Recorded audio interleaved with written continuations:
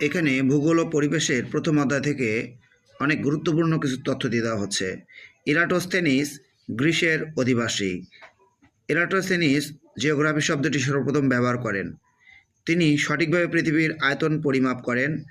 পৃথিবী থেকে সূর্য চন্দ্রের দূরত্ব পরিমাপের চেষ্টা করেন তিনি। অক্ষাংশ ও দ্রাঘিমাংশ দ্বারা সঠিকভাবে কোনো স্থানের অবস্থান নির্ণয় করেন। পৃথিবীর মানচিত্র অঙ্কন করেন। তাকে ভূগোলের জনক বলা হয়। আলেকজান্ডার ফন হামবোল্ট, তিনি জার্মানির অধিবাসী। তিনি উদ্ভিজ্জ ভূগোলের উপর প্রচুর গবেষণা করেন, যার মাধ্যমে জীবভূগোলের গোড়াপত্তন ঘটে। রিচার্ড হাডসন, তিনি যুক্তরাষ্ট্রের অধিবাসী। তিনি ভিক্টোরিয়া মেডেল পুরস্কার লাভ করেন।